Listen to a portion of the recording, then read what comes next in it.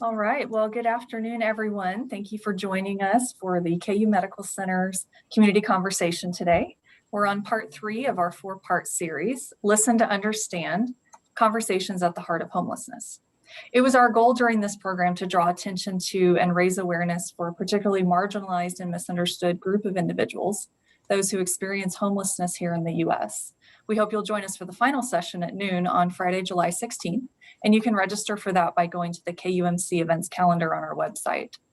During today's community conversation, please keep your line muted to prevent distracting background noise, and feel free to utilize the chat feature. We will have time for Q&A at the end of the session, where you may put something in the chat or unmute. Today, we're pleased to have panelists joining us from each of our 3 campus communities in Kansas City, Salina, and Wichita. Barb McEver is the co-founder and president of Project 1020 in Kansas City. Chad Young, executive director, joins us from the Salina Rescue Mission, and Doug Nolte, chief executive officer of the Union Rescue Mission, is right here with us in Wichita. Panelists, would you please briefly introduce yourself, and then we'll begin with our panel questions. And Barb, we'll start with you. Hi, my name's Barb McEver, and like you said, I'm the co-founder and president of Project 1020. Project 1020 is an overnight shelter for adults only experiencing homelessness in Johnson County. Do you want more than that right now? Oh, that's great, Barb. Thank you so much. Chad? My name is Chad Young. I'm the executive director at the Salina Rescue Mission. We are a homeless shelter that focuses on recovery, and we specialize in working with men. We are a men's only shelter here, and that doesn't mean that we don't serve women and children through our feeding programs, which are open to anybody. I've been working here for 14 years, and love to be able to help people, and love to be able to see people get back on their own 2 feet and regain hope and a zeal for life, and in doing so, share the love of God with them. And that's what we're here for. Thank you, Chad. Doug? Well, hi, my name is Doug Nolte. I'm the CEO here at the Union Rescue Mission in Wichita. And much like Chad, we are a men's shelter, but we do a lot of service to others in the community, specifically with diapers and formula for families, food boxes. So while we are a men's only shelter, we do provide services throughout the community. We are part, and just to give you an idea, since Wichita is a larger city, we do have partners that we work with in the homeless community. So while we may run into a woman that has needs and we don't serve her for an overnight stay, we certainly will coordinate, as Chad mentioned. So sometimes that's helpful to know that we don't necessarily provide services for women for the shelter, but we do actively look for how we can help. Great, thank you. All 3 of you, thank you so much for that introduction. So we are going to start with our panelist questions. We have 6 questions today. We have about 35 minutes that we're going to spend on those questions, and our panelists will take turns responding. At the end, we'll have some Q&A. So our first question, would you briefly describe for us, please, panelists, the current state of homelessness in your city? I'll jump in. So Wichita is what I would say is a regional center for this area, and we're in between Kansas City and Oklahoma City. And so we find that in the central region of Kansas, we take on a lot of the homeless resource activity. Depending on, say, a point in count time when someone actually goes out, groups go out in January to count, we may have anywhere from 400 to 500 homeless people that are identified. Some of those are considered chronic, where they're consistently chronic or consistently homeless. Some are just situational or maybe less. They're not considered chronic. It gets tricky, and I'll let my co-panelists talk a little bit about, when you define what is homelessness, everyone kind of says, well, it's this or it's this, or has a little bit different definition. Just so in Wichita, because we serve men, I just pulled up some numbers. We had anywhere for instance, in our facility, overnight guests of 123 at the cold snap in October of 2020 to last night we had 47.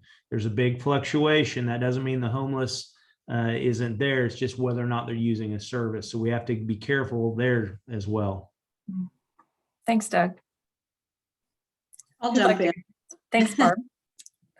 Our shelter is located in Lenexa, which is kind of in the heart of Johnson County. We see anywhere, like we're open from December 1st to April 1st, but we help the people experiencing homelessness year round in other ways that we can. But during that time, and we're open every night, but we're only open from 7 o'clock at night to 7 in the morning. During that time, and it varies from year to year, but we see anywhere between, say, 165 to 250 different people during that time.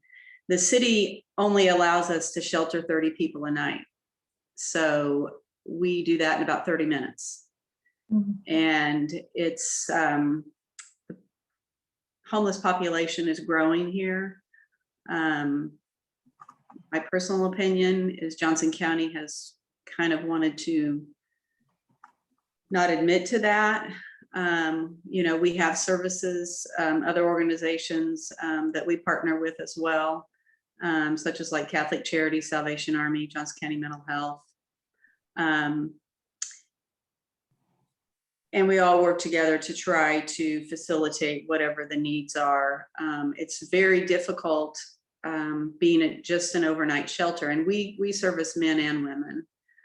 And we're a low barrier shelter, meaning you can come in whatever state you're in. As long as you can follow the rules, you're very welcome to be there. We are a volunteer only shelter, although we did just hire a case manager. So we do have one employee, but paid employee, but I don't know what other people find, but it's difficult being an overnight shelter. It's difficult for people to find some place to go during the day. And it's a big issue, and we need, our county needs to work on that. There needs to be 24/7 shelter for people. The winter is not the only time that shelter's needed. Yeah. Great. Thank you, Barb. Chad.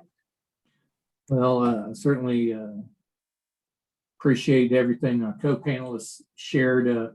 We do a little bit of everything, just kind of like our other two panelists. We do run not only our men's shelter here, but we also have partnership with a women and family shelter across town. We work hand in hand with them to make sure everybody gets the shelter that they need. So while we are a men's only shelter, we don't exclude the needs of women and families. We recognize that they have unique needs, and we work with another agency in town that caters to those needs. Additionally, much like what Barb said, about 4 years ago, we started a winter only shelter that's a low barrier shelter. When we get into the issues that arise of homelessness and the definitions that vary all over the place of homelessness, I've been a homeless person. I've struggled with addictions for 17 years.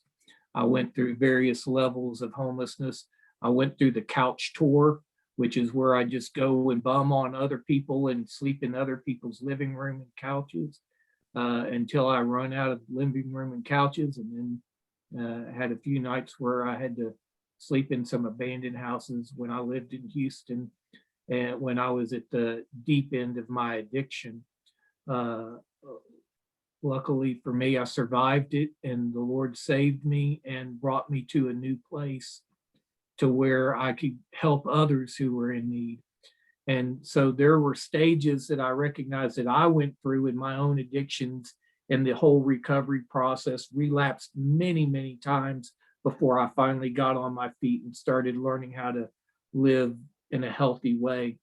And so I always hate having to ask someone to leave our shelters because they're not able to stay sober. They're not able to do the basic things that they need to do to help themselves. It's a heartbreaking thing to ask someone to leave. And it really drives me nuts when we have to do something like that in the winter and not have an alternative for them. I want to show them the love and compassion of Jesus Christ in everything that we do. And so 4 years ago, we opened up a low barrier shelter across town so that those people would be able to have a place to go, to have a warm place to sleep, to get another chance to make better decisions and come back and have another chance at it. And so that's an important part of our ministry, is giving second chances, third chances, fourth chances. I don't know how many chances the Lord gave me, but I'm sure I can't count them. And just as I needed many chances, so do other people too. And so we need to be prepared to look and challenge ourselves to see what more can we do to help this person who's extremely valuable in the eyes of God, whether they're seen as valuable in the community or not, they're valuable to God. How can we communicate that through our action and love as we reach out to them? And so the face of homelessness in Salina looks much like it does in every other community. That is, we have homeless people who are sleeping on couches in friends and relatives' homes. We have people who are cohabitating out of convenience because they can't make enough money to live independently. We have people who are living in hotels who are just trying to get enough money and scrape enough money night by night or week by week to have a place to stay. And we have people who are living on the streets, and we have people who are living within the shelters that are provided in our community. All in all, we have somewhere around 150 people in Salina that are living within the provided shelters. So that doesn't even come close to touching the number that are living in hotels, living on couches, living under the bridges or wherever else. The homeless problem is a lot bigger than what people see, and the little bit they do see, they can't even, excuse me, some people have a hard time even handling what they do see in a compassionate way. And so hopefully part of this discussion will help open some eyes and help people to understand that people who are homeless, I guarantee you, not one single one of them grew up saying, I want to be homeless. Everybody that I have ever met wants the same thing, and that is to be home. Yeah, So, thank you, Chad. Thank you. And I'm going to echo one of our participants' comments. Thank you for sharing that powerful story. And Kimberly has said, your transparency has been powerful. So thank you for that. Barb, Kimberly wanted you to know that it's amazing that your organization is completely volunteer. So that's awesome. We do have a couple of questions already in the chat. So first, why do you think the unhoused population is growing? And then secondly, both of you had mentioned, Chad and Barb, low barrier. So if you could maybe explain for our attendees what that phrase means. For us, low barrier is what I'd said earlier. You can come in intoxicated, you can come in high, you can come in whatever state that you're in. So most of the shelters, we're the only shelter in Johnson County for adults. The other couple shelters, they're for families only, and there's a few beds for women only. So the low barrier part for us, at least the other shelters in this area, Kansas City area, there aren't many, and you have to meet a criteria. You have like an interview process that you have to go through. And if you don't meet that, you're not accepted. We accept all adults. And that's what low barrier is to us. And I forgot the rest of the question, but. Do you have any ideas at this point about why you think the population of unhoused individuals is growing? Oh my goodness. Well, of course, COVID has a lot to do with that. You know, we see so much mental illness, addiction issues, or people that just, you know, are having a tough time. And the longer you're in that, in my opinion, the longer you're in that situation, the harder it is to get out. And for us in Johnson County, we have all kinds of organizations and we have all kinds of resources, but it's a real maze to navigate those resources because, you know, you're homeless and, you know, you go somewhere and they give you a list of resources. You need to go here to get your social security card to recover that. You need to go here to get your ID. And first you need to get a copy of your birth certificate. Mm-hmm. They don't have that luxury of just hopping in their car and running and doing all these things. And, you know, with COVID, the time that it takes, you know, I mean, yesterday I was on hold for 2 hours, you know, just for one person. And that's pretty typical. I was with the Social Security office. Mm-hmm. But it's just,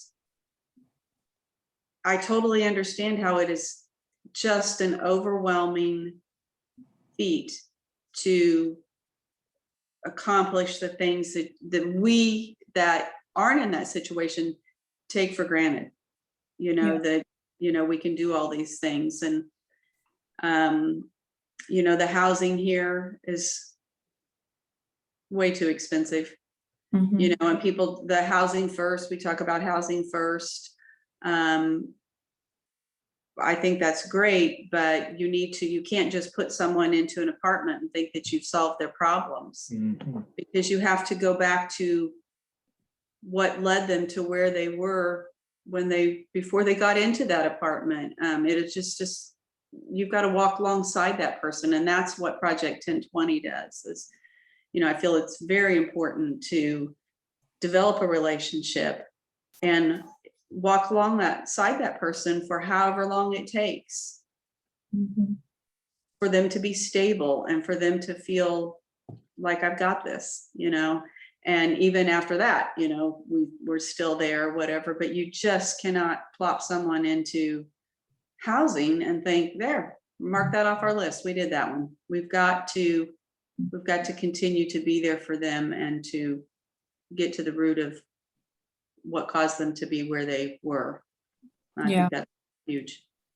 Yeah, thank you so much, Barb. I believe that all three of you really addressed our second question in your introduction and opening comments. So we're going to skip the main ways you serve the population. I think we've covered that. So I'll go on to our next question. And Doug, I'd like you to start off with the response to this one. So to the extent of your knowledge, how are attitudes towards homelessness reflected in local policies or law?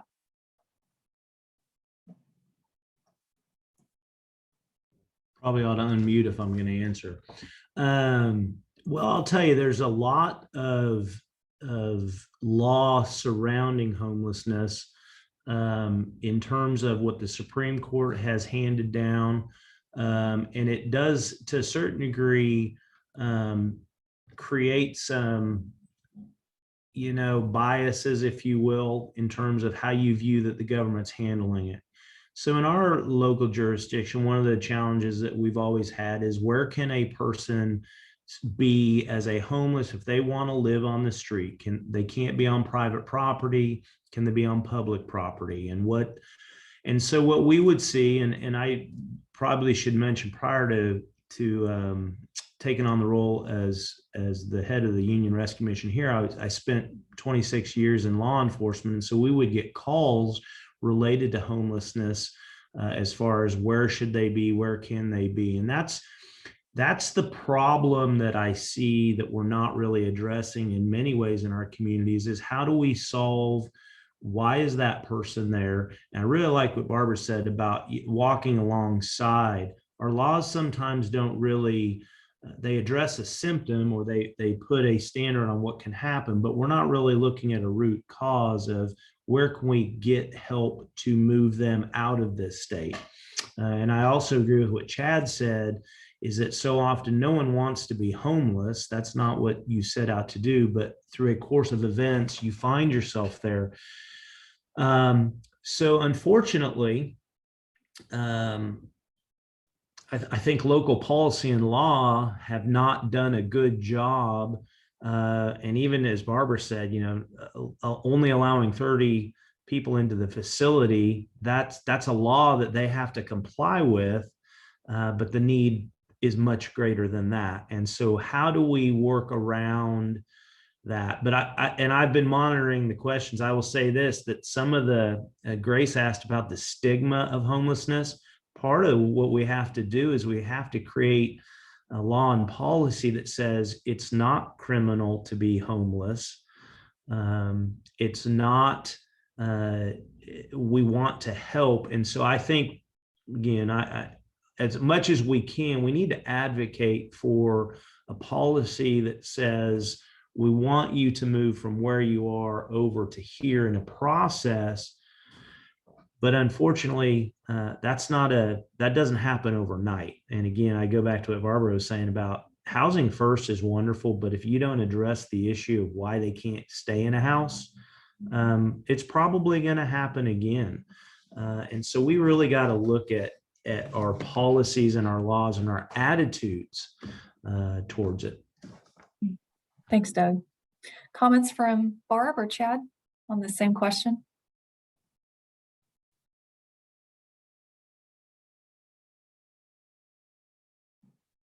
Okay, so Grace's question was, she feels there's a stigma that all homeless individuals are homeless due to addiction issues. She doesn't always think this is the case. So does anyone have ideas on how we can address or reduce such stigma? That's related to our next question about in what ways do you often see that homelessness is misunderstood? So comments on that question, on the stigma around homelessness related to addiction, other ways that homelessness is misunderstood. Sorry, I hit the wrong button there and my screen disappeared. It took me a minute to figure out what I did wrong there. On the legal thing, and then I'll go right into this question you asked. One of the legal attributes that really needs to be discussed when we talk about homelessness is the legal issue surrounding mental health. Mm-hmm. Okay, so where the current laws are for mental health is, if I have somebody here who's mentally ill, and it's a very clear-cut case, they're, it's just clear. I cannot do anything to force the person to get mental health help. The only way for the law to get involved with mental health issues is if the person is physically threatening harm to another person or to themselves. Most of the time it has to happen in the presence of that officer, meaning we've had people make threats here. The officer shows up. We tell the officer about the threats that were made. The individual says, no, sir, I didn't say that. The officer says, well, I can't do anything about it. And so the person goes on through the community with all these mental health issues. Here's what the law has effectively done. We have said that a mentally ill person, the only way they can get help is to make a mentally healthy decision. Tell me how that works. How does it work when someone who is a schizophrenic, who truly believes the world is out to get him, and any kind of medication is poison, and it's not going to help them? If they truly believe that, how are they supposed to make the mentally healthy decision that, hey, I think I'm mentally ill and I need some help? It just doesn't happen. And so So in so many cases, our hands are tied. There's got to be a way for the community to be able to come around that person with some kind of legal authority to help them get the help that they need. And I know that that's a slippery slope, but I'm telling you what we've done in going so far this way is hurting them. It's not helping them. So that's one thing I wanted to say about legal issues with the homeless. Thank you. The other question that you asked, what ways do you feel like homelessness is misunderstood? Is that correct? Yes. Okay.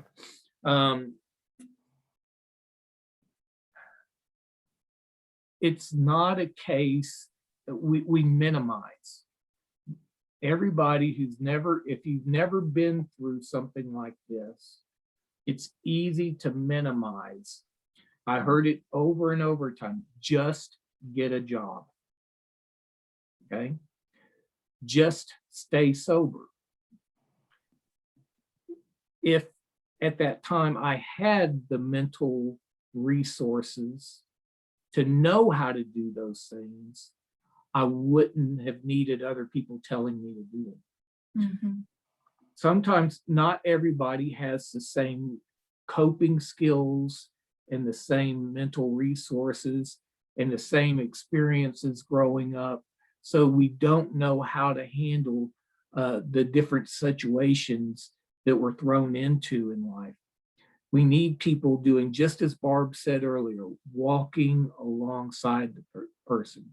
That's why all of our programs, none of our programs that we have here are time-based, because one person, it may take a lot longer to go through a few simple hoops than another person. We're all different, and we have to be open to those differences enough to be able to patiently walk alongside and help that person start to engage in, first of all, education about different ways they can handle different situations that they're doing, connecting them with resources, as was mentioned earlier. A lot of times getting them connected with the resources they need can be very time consuming, and it's sometimes overwhelming and feel like you're not getting anywhere. And, we're dealing with people, and many of them have either given up hope already or are on the verge of giving up hope. And then they come in and they make a real effort. And if they're not successful right away, it's easy to start beating yourself up and saying, I guess I'm never going to make it. That's why that critical care of walking alongside somebody is so urgently important when you're trying to help someone to change. So the misunderstood aspect of it should be easy to get out of homelessness. Okay, and it's just not. There's so much going on. It's so involved. It's not easy for anyone to get out of it. And that's one of the stigmas or misunderstandings I'd just like to raise, that it should be easy. Okay. Yeah. Yeah, thank you so much, Chad. And we've got a comment in the chat that relates to what you just said. Kimberly is our director of our international programs office, and she says that they hear the same kind of attitude with immigration, just get legal. She says it's people who cannot understand or empathize. It's difficult for someone to understand, and so they just say, oh, just go get a place to stay, just get a job. So I wanted to include her comment. She also had another question that I think we can address at this time. Kimberly asked, we've learned through some of our other presentations that policies like the war on drugs and systemic racism have contributed to homelessness. Is this something that you can address? And she provides an example, for example, someone being released from prison on a drug possession charge, which it's more likely that a person of color would be charged. They may not be able to find housing and is banned from staying with relatives who are housed in government subsidized housing. So again, do you find policies like the war on drugs and systemic racism have contributed to homelessness? I'm going to take that comment on and say, absolutely, I believe that to be the case. And to a degree, I don't want to just put everything in one basket, but I think when you look at for instance, people coming out of an incarcerated position. They're there for a reason. And while I won't debate whether they belong there or not, when they come out, there are restrictions placed on it. And the probably most telling thing is if they put them back in a position or in a location where there's not support, the chances of recidivism are, we just know it's going to be difficult. Their support network is not able to help them make that change. And I think it's incumbent upon us as service providers to be the ones championing just that point, to say, we don't want someone to come out of a situation, someone in a marginalized position to come out and not have support. What we've learned, though, is that sometimes when we refer to ourselves as a homeless shelter, someone coming out of incarceration doesn't want to come to us because they see that as it's a negative connotation. So we've got to understand, and this is again kind of going back to people that are in a homeless situation. They have dignity, they care about appearances, and while they may not be as carrying it to the level that you or I may, they do care, and we got to restore that dignity, and we got to help, as Barb said, walk line, as Chad said, understand that they've got to get this. So I think it's very incumbent upon us to look at culturally that we don't, if we don't understand something, and particularly homelessness, there are a lot of things. And you think about it, I just look at it from a point of coming out of prison. What are your choices? To live on the street or to go back home to where you might be tempted to do all those things? There's got to be an alternative that's not state-based or government-based. And that's where we can come in and say, we want to make an impact there.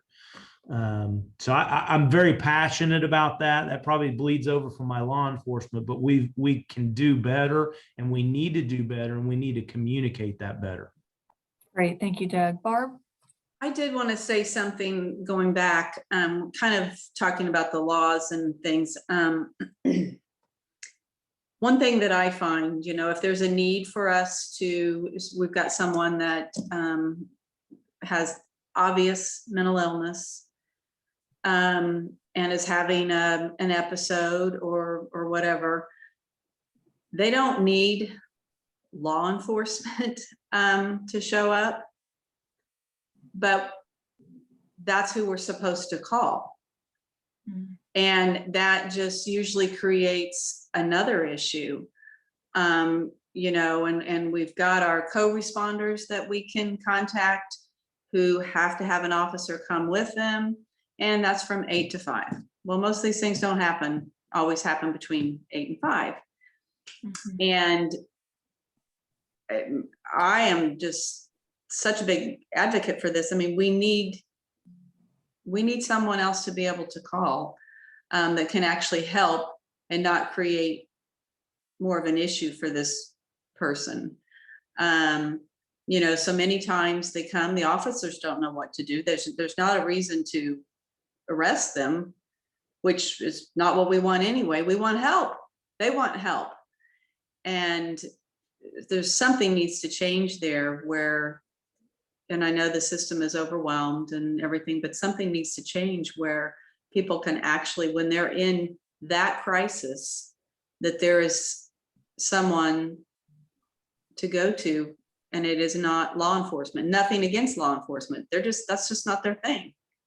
They do have some that, work on that side, but it's not a solution.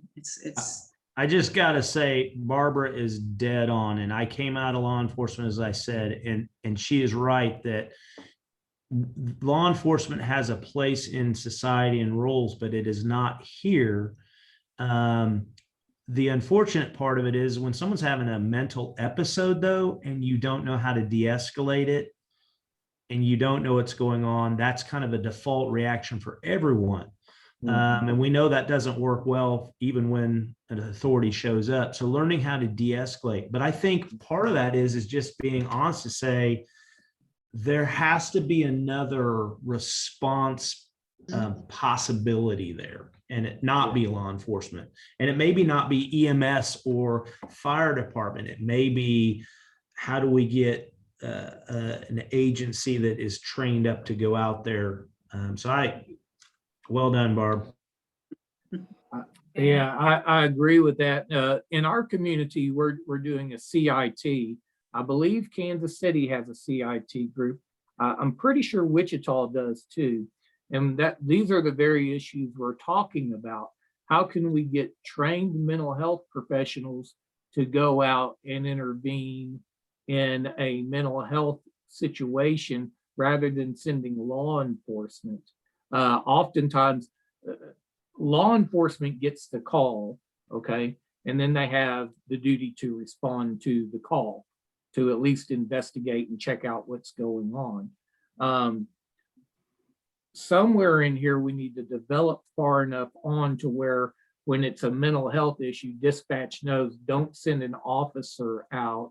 Instead, call this person who's a trained mental health professional and send them out. One of the struggles within our community when we're having these CIT meetings is who's going to pay for it, because the mental health centers are struggling financially. A lot of government funding has been cut to these institutions. And so the question comes, that's great. We'd all agree to do this. We all think it's a great solution. Who's going to help pay for this solution? And so that's something that I think each community needs to address. I think our own local community should pay for a mental health professional to be on call to help with this. So that's just my opinion in the matter, but I echo their comments. They're right on. Yes, thank you. We've got a lot of other questions being asked in the chat, so it may be difficult to keep up with them. Grace had a question about, are there any protocols in law enforcement if they arrest a homeless individual with obvious mental illness? And I think she also had a comment about who should respond, and it looks like her comment is that it should be social work. So any comments on her question on protocols for law enforcement? Well, let me just say two things, and I'll try to keep it as brief as I can on that. First of all, it sounds like we might be bagging on mental health or the healthcare system. That's farthest from the truth, because they are overworked and it's not an easy solution to be working. So I hold no, and I know my cohorts don't hold any ill will towards anyone that's trying to, it's an unfortunate situation. But the second thing is, and I think we have to create in our communities a response protocol that allows, we got into a 911, you call 911 for everything. 911 can't solve everything. And so how do we give the autonomy to a dispatcher, to the response, to say, we have other options available? Right now, we're not designed in our communities to do that. In fact, we've spent the last 30 plus years telling everyone, call 911, call 911. There's a little known, and some people know, that you can call 411 or 211 in some of our communities for community resources. The problem is that if you were to call 211 for, say, United Way help referral line here, it's not going to be staffed all the time. It's not going to. So we have to do better at offering us an alternative solution to kind of a one size fits all. Mm-hmm. Yeah, thank you. Barbara, Chad, any other comments before we move to the next question? No, I could go on and on and on and on. Sure, thank you. I do want to bring up Grace's earlier question from about 10 minutes ago, back when we were talking about Chad's comment about how people say, just get a job. So Grace wants to know, is there an increased need for volunteers to help people get a job? She says she knows several people that undergo programs to help them create resumes, complete applications, etc. So is there an increased need for volunteers to assist in this area? So thank you. That's a great question. I think that there's a need for volunteers, but they need to be trained. And that's one thing that we have seen over the years.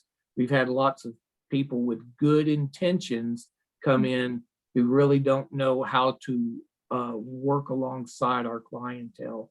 So there needs to be a lot of training there for a volunteer to be effective. I'm sure, I think Doug is this way. I know here at the Salina Rescue Mission, we have an employment program. So we have a person that's on staff that is all they do is work with the guys. They develop resumes. They teach them good interviewing skills. We take them to our clothing room and make sure that they get clothes that are suitable for job interviews for whatever job they're going out for. We're connecting the guys with jobs in the community, and there are jobs in our community. Right now in our employment program, we have 80% of our guys in our employment program working full-time jobs right now. And so we are making great progress in that area. And I think job readiness and job training needs to be a part of any life recovery skills training that you're doing to help people regain independence and get back on their own 2 feet. Yeah, thank you, Chad. Barb, I'd love to hear your comments if you have any, since your organization is mostly staffed by volunteers. Did you have any thoughts on Grace's question? And exactly what was it again? Oh, she wanted to know if there was an increased need in volunteers to assist those who need to get a job, create a resume, and et cetera. Well, for us, you know, I have over 150 volunteers that go through, not everyone, depending on what they're volunteering for, but they go through training. And I mean, we always welcome more volunteers. And you know, one thing that I've always thought was, I look at all the faith-based, or I look at all the churches within our county, and I'm always thinking, I know within those churches, we've got job coaches, we've got doctors, we've got dentists, we've got psychiatrists, we've got all sorts of people. I would be so happy if one church could take on one person for a year and, you know, we'll still take care of them, but to help them, you know, with the job training, with, you know, dental work is like you were saying earlier, you know, these people have dignity, they have pride, and it may not be exactly how we might lead our life or how we might feel, but it doesn't matter. Mm-hmm. People, their basic needs need to be met before they're going to be able to, I believe, move very far forward and be successful. So I'm probably dancing around your volunteer thing, but I don't think you can have too many volunteers actually when as long as it's organized and there's some training involved. Yeah, thank you. Yeah, and we'd love to get all 3 of your organizations' websites, contact information into the chat so our attendees can connect with you. Our final session will be about how to make a difference, but no reason to wait until then to offer folks an opportunity to get involved if they want to. We'll go back to our prepared questions as we are approaching the time that we had reserved for Q&A. So one of the questions that we had is homelessness a particular problem in your community for high schoolers or young adults of college age? I know in our community, when we do the point in time count, I'm not sure about college age, but I mean, when we're talking about school age through high school, I think there's about this last year, about 650 kids that were homeless. And that's just, I don't know how much anybody knows about Johnson County, but we're considered one of the richest counties around, and everyone, I'm not okay with it. Yeah. I would simply say this, and this is where probably my personal opinion is more showing of what is a true homeless person. You know, we can put a definition on it and say that you meet a criteria. And I think in society, we have to do some of that. But part of it is you look at the foster system in the state of Kansas. The foster system is a home for kids that can't be in their real home, but we're seeing older kids that aren't making it in the foster system or age out. If they don't have a strong support network, they are then the ones that are going to be utilizing our services later. So I think we have to, as a community, we have to look at some of the things that are feeding homelessness, not just in the next 2 years, but maybe in the next 20 years. So when we see the breakdown of where we're seeing more foster kids coming in, we're seeing a potential. I would often, and I think her comment about a church adopting someone, I would also say from a proactive stance that churches and communities, they know who the next potential person's going to be. And what can we do to proactively put services there and encourage it? We can't, they're making bad choices sometimes. I don't want to just say that everyone that's homeless has made a bad choice, but we see the telltale signs. And are we willing to get involved and walk alongside and say, what can we do to prevent this? And I think churches, communities need to have those conversations about what we can do. And if I can, I'll say one of the guys that came to us, he wasn't homeless, but he was heading that way. And a church actually brought him to us and said, could you help him? And we were like, we'd love to. And he was willing to come and be with us. And that was 5 years ago. And now he's on our staff and he's our employment guy.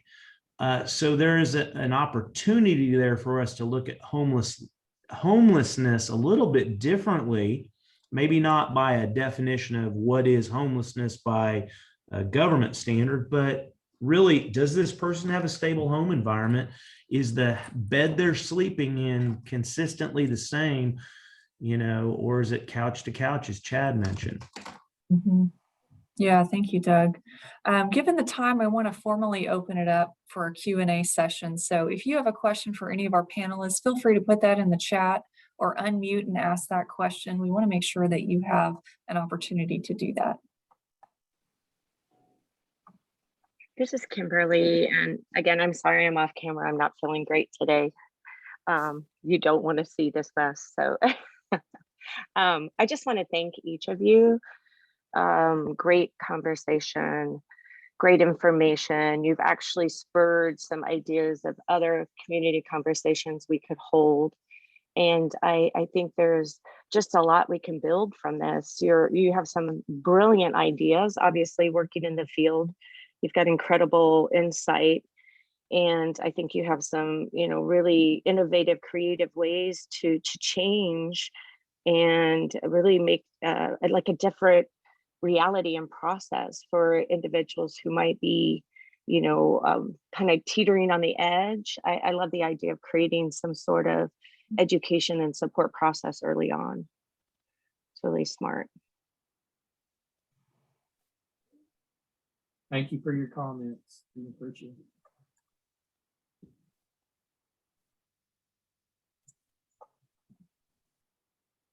Other comments or questions from our attendees? If there aren't any questions from the attendees, I've got a question for Doug.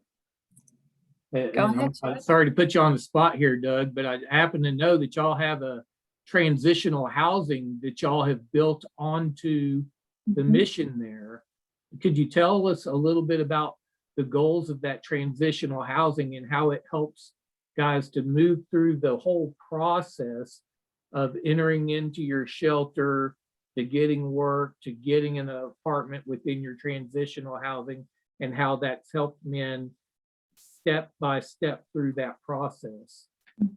Yeah, Chad, thanks for the segue in that. One of the things that we do have, we have a 25 room or 25 bed transitional housing unit. One of it's for a house manager, and so 24 of the beds are for men that qualify.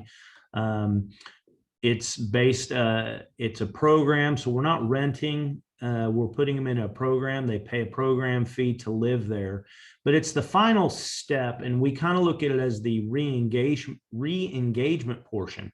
So let's say a man comes to us that's coming off the street or come in for services, and he decides that he wants to be a part of some of our programming to do some of that life change. And we walk this individual through a process of some of our programming. They would then qualify to be able to, if we had an apartment open, get into the Eagles Wing program, which is essentially putting them in an apartment. They're 1 bedroom or studios. They have their own private entrance. They're not coming into a facility. They're coming into a very nice apartment, but they have case management. So when things start happening in the real world, as we know they will, I mean, there's not any of us that don't wake up and have something that shows up and it throws us for a loop. Well, these are guys that have a way to experience that, but have some safety net. I would say you don't have to have a big fancy facility to do that, but you have to have the idea of how do we get men into a community with not some protections, but with some guidelines. And so this is one of the ways that we do it. We do put a timeline on it. It's probably the only program, as Chad would say, we don't like to put timelines on it, but they can't stay there forever.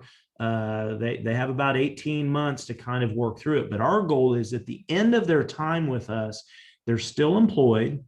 They're able to pay rent and utilities, and then we can give them a recommendation out to, say, someone that wants to rent to them, and give them some history that they've stayed with us.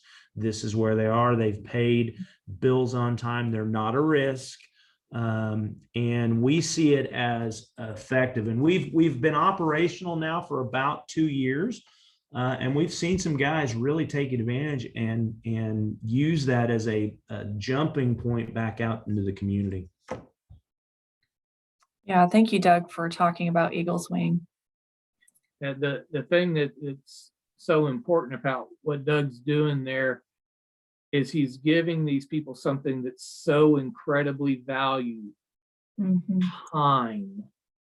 They need time in recovery, time in a safe place to be able to regain the stability and regain confidence in themselves to be able to be successful.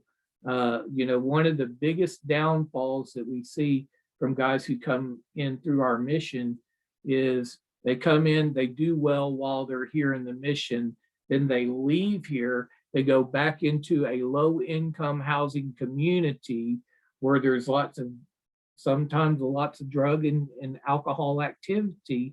You put a person right back into that environment, and too oftentimes they end up succumbing to the environment. So what environment they're going into and what stability and strength they have within themselves often is an indicator as to whether they're going to relapse and continue the cycle or have the strength to move forward and create that new life that we're all hoping for them. Yeah, thank you, Chad. Any final questions from our attendees for our panelists before we close?